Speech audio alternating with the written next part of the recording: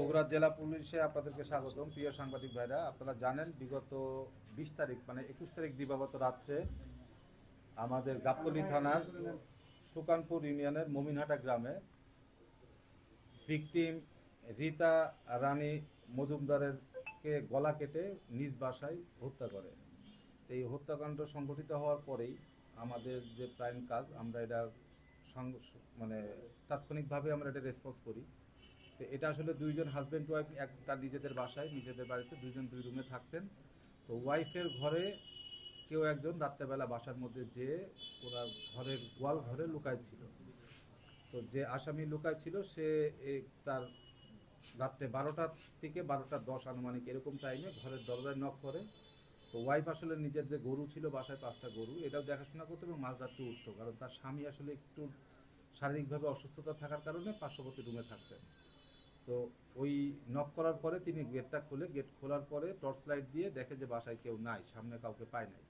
এই ফাঁকে দুইজন যে আসামি, এই দুইজন ঘরের মধ্যে প্রবেশ করে ঘরের মধ্যে ঢুকে তাকে, তার ঘরে কিছু নাকি সম্পত্তি ছিল, সম্পত্তি বলতে টাকা ছিল, জমি বেচা টাকা, যেটা গত ঈদের সময়, রোজার ঈদের সময় আনুমানিক 7 লক্ষ টাকা। এটা তার হাজব্যান্ডের যে বক্তব্য। তার স্বামীর নাম হচ্ছে বিধানচন্দ্র মজুমদার। ওনার বক্তব্য অনুযায়ী এরকম টাকা ছিল। তো টাকাটা আসলে মূলত ওয়াইফ তার নিজের কাছেই রাখতেন, স্বামী নিজেও জানতেন না যে টাকা কোথায় আছে। এটা হচ্ছে ওনাদের পারিবারিকভাবে যে ওনাদের দুই ছেলে মেয়ে লেখাপড়া করে, এদের খরচ এবং সংসারের খরচটা ওয়াইফই মেনটেন করতো।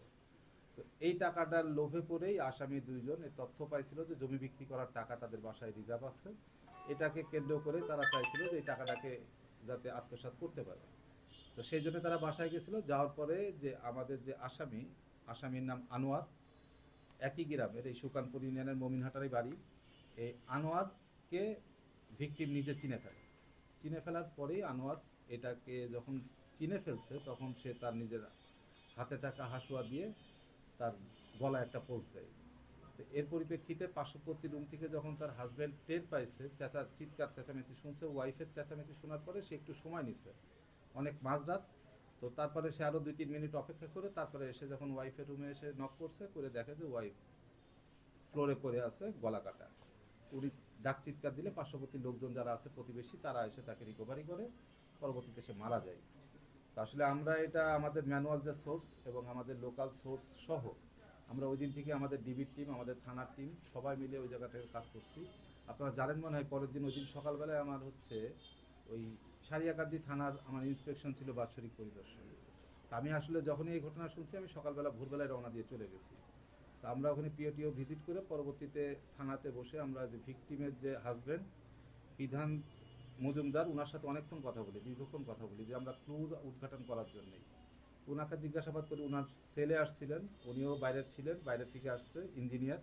ওনাকেও জিজ্ঞাসাবাদ করি, করে আমরা যে সকল তথ্য পাইছিলাম সেটার ভিত্তিতেই আমরা কিছু লোকাল সোর্স নিয়োগ করি। তাদের প্রাপ্ত তথ্যের সাথে মিলায়ে পরবর্তীতে আমরা গতকালকে রাত্রে অভিযান করে আমরা দুইজনকে অ্যারেস্ট করতে সক্ষম হই। এদের যেই অস্ত্র দিয়ে তারা এই ঘটনাটা ঘটাইছে সেই অস্ত্রটাও আমরা 2টা হাসুয়া উদ্ধার করি।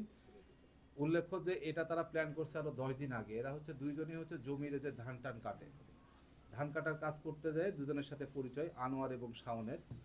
তো এই শাওনের কাছে আনোয়ারই প্রস্তাব দেয় যে ব্যাপার, আমরা এই যে যেহেতু তার বাসায় টাকা আছে, চল আমরা দুজন মিলে এই টাকাগুলো নিয়ে আসি। তো এটা যখন তারা এই প্ল্যানটা করে আরো 10 দিন আগে, পরবর্তীতে তারা বাজার থেকে, পার্শ্ববর্তী যে স্কুলের একটা বাজার আছে সৈয়দ আহমেদ কলেজের যে বাজার, এই বাজার থেকে 2টা 600 টাকা দিয়ে হাসুয়াটা কেনে। 2টা হাসুয়া কিনে তারা লুকায় রাখছিল। আনোয়ার তার নিজ বাড়ির পাশেই একটা মাঠ আছে, এই মাঠের মধ্যে লুকায় রাখছিল। তো ঘটনা ঘটার পরে এটা ওই জায়গায় রেখে দিছিল। গতকালকে আবার তারা রাত্রেবেলা এটা ওখান থেকে সরানোর জন্য নিয়ে যায় পার্শ্ববর্তী একটা বিল আছে বাড়ির পাশে, ওই বিলের মধ্যে, বয়ের বাড়ি বিলের মধ্যে এই অস্ত্র 2টা ফেলে আসছিল গতকালকে রাত্রে 8টা 8:30টার দিকে আনুমানিক। তো আমাদের যে তথ্য ম্যানুয়াল সোর্সের ভিত্তিতে আমরা জানার পরে আমরা প্রথমেই আনোয়ারকে অ্যারেস্ট করি। আনোয়ারকে অ্যারেস্ট করার পরে আনোয়ার এটা স্বীকার করে। পরবর্তীতে সে শাওনের নাম বলে এবং এটার যে অস্ত্র কোথায় ছিল এটা আমরা আবার ওনাদেরকে জিজ্ঞাসাবাদের পরে আসামিরা বলে যে ব্যাপার, অস্ত্রটা আমরা এখান থেকে সরাই ফেলছি, এই জায়গায় রাখছি। ওই রাত্রেবেলায় মাঝরাতে আমরা আবার এই অস্ত্র রিকভারি করি। ওই বিলের মধ্যে থেকে কচুরিপানার মধ্যে ছিল, উপরে ছিল, ওটা ওখান থেকে আমরা রিকভারি করি। এবং তাদের ব্যবহৃত 2টা মোবাইল উদ্ধার আছে এবং ওই দিনকের ঘটনায় তারা যে গেঞ্জি এবং প্যান্ট পরে হতে অবস্থায় ছিল, ওই আলামতগুলো আমরা জব্দ করি।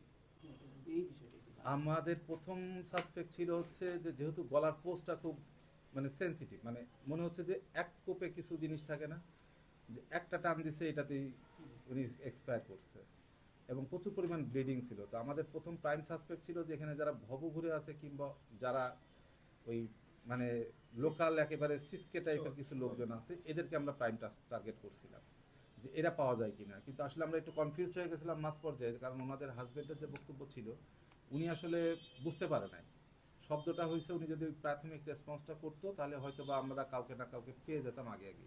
তো ওনাদেরও কোনো সন্দেহ ছিল না যে পার্শ্ববর্তী কেউ করতে পারে কিংবা গ্রামের কেউ করতে পারে, ওনারা কেউই কিন্তু, এবং তারা খুবই শান্ত প্রকৃতির এবং স্থানীয়ভাবে তাদের অনেক বেশি পরিমাণ সুনাম আছে। তারা লোকজনের উপকার করার চেষ্টা করে। এই হাজব্যান্ড ওয়াইফ দুজনেই থাকে এবং তাদের বাড়িটা ওয়েল প্রোটেক্টেড। এটা যদি প্রি প্ল্যান করে আগে যদি কেউ না যায় তাহলে সেটা করা সম্ভব না। এবং তারা ওদিনকে বলছিল যে আমরা খাওয়া দাওয়া করে আমরা দুজনেই রাত্রেবেলা 11টা সোয়া 11টার দিকে আমরা গেট লাগাই দিছি। এবং আমি বারবার জিজ্ঞেস করছিলাম যে গেট লাগানোটা কি আপনারা নিজেরা লাগাইছিলেন, মানে ওই সময় কেউ ছিল কিনা বাসার মধ্যে।